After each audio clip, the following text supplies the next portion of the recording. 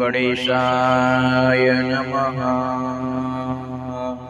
गणेशन्यास आचम्य प्राणायामं संकल्पं च कृत्वा दक्षिणहस्ते वक्रतुण्डाय नमः, वामहस्ते शूर्पकर्णाय नमः, ओष्ठे विघ्नेशाय नमः, अधुरुष्टे चिन्तामणये नमः, सम्पुटे गजाननाय नमः, दक्षिणपादे लम्बोदराय नमः, वामपादे एकदन्ताय नमः, शिरसि एकदन्ताय नमः, चिबुके ब्रह्मणस्पतये नमः, दक्षिणनासिकायां विनायकाय नमः, वामनासिकायां ज्येष्ठराजाय नमः, दक्षिणनेत्रे विकटाय नमः, वामनेत्रे कपिलाय नमः,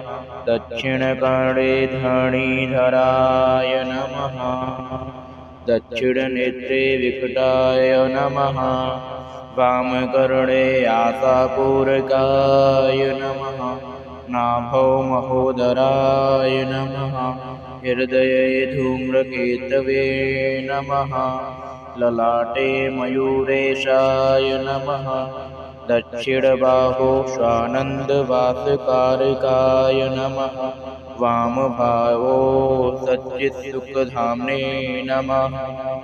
इत मुद्गल पुराणोक्तो गणेश न्यास।